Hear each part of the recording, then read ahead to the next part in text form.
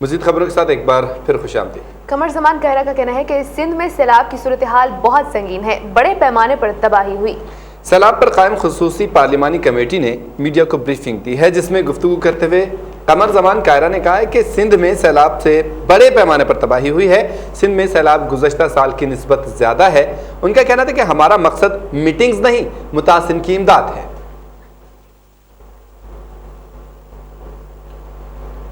चीन के सफीर ने सैलाब मुतासिरीन के लिए $50,000 का चेक चेयरमैन NDMA के हवाले कर दिया है। कमर ज़मान कहरा के कहने पर सैलाब पर NDMA की पार्लिमानी कमेटी की ब्रीफिंग से मीडिया को निकाल दिया गया। Chairman NDMA doctor Zafar Iqbal ने राजा परवेज अशरफ, कमर ज़मान कहरा और सेनेटर नैयर बुखारी पर मुश्तमिल खसूसी पार्लिमानी कमेटी को ब्रीफिंग देते हुए कहा कि हालिया सैलाब से 22 अजला के 53 लाख अफराद मुतासिर हुए, जबकि 209 हलाकतें हुई हैं। उन्होंने बताया कि सिंध में सैलाब से 1.6 मिलियन एकड़ खड़ी फसलें तबाह हो गईं।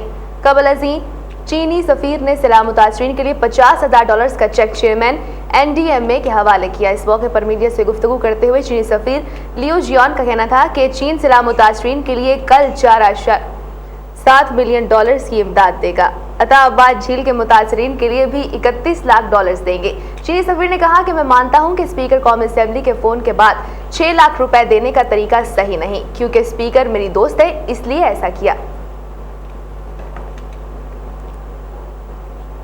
सूबाई सेक्रेटरी मादनियात पंचमन अताउल्ला सदीकी डेंगू बुखार से जाँ भाग हो गई। अब तक डेंगू से हलाक होने वालों की तादाद 12 हो गई। सूबाई सेक्रेटरी को 4 रोज पहले तशवीशनाक हालत में निजी हॉस्पिटल में दाखिल कराया गया था, जहां वो आज दम तोड़ गए हैं, जबकि हॉस्पिटल ज़राए ने उनकी बेवा और बेटी में भी डेंगू वायरस की तस्दीक कर दी है।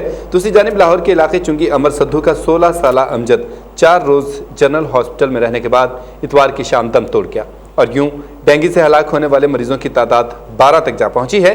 डेंगू की वबा हुकूमत पंजाब के काबू में नहीं आ रही और हॉस्पिटल में मरीजों का रश बढ़ता जा रहा है। गैर सरकारी तौर पर पंजाब में डेंगू के मरीजों की तादाद 6000 से भी ज़्यादा हो गई है। गुज़श्ता 24 घंटों के दौरान लाहौर के मुख्तलिफ हॉस्पिटल्स में मजीद 486 अफराद में डेंगू वायरस की तशखीस हुई है।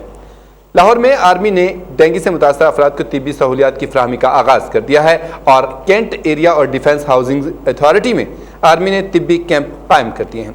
मुल्तान के निश्तर हॉस्पिटल में अब तक लाए गए मरीजों की मजमूई तादाद 40 हो चुकी है। अंदरून सिंध डेंगू से 26 अफराद मुतासर हुए हैं।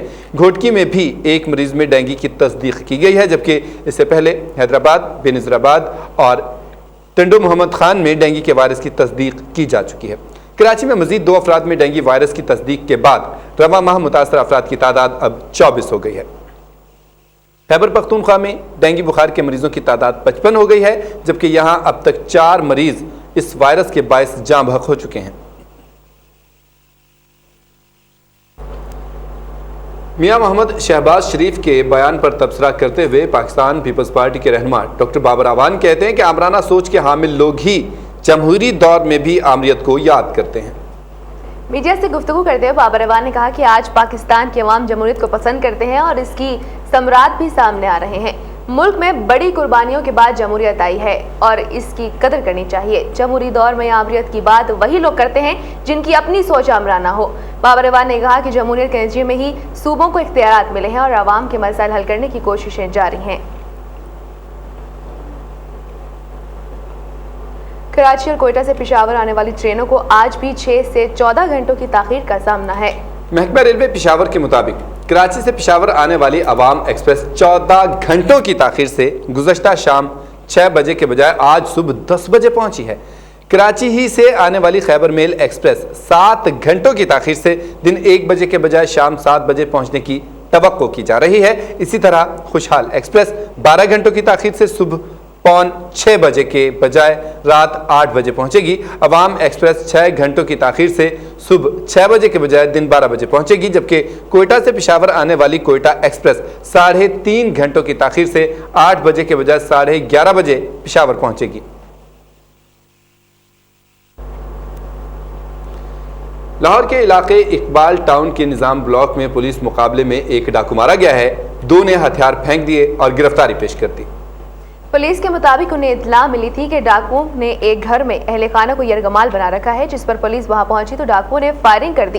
तमाम जवाबी फायरिंग करते हुए पुलिस ने ऐलान किया कि हथियार डाल दें, जिस पर डाकुओं ने हथियार डालकर खुद को पुलिस के हवाले कर दिया, जबकि उनके एक साथी फायरिंग करते तीसरे घर की छत पर पहुंच गया, जहां पौना घंटा मुकाबले के तीसरे डाकू मारा गया, जिस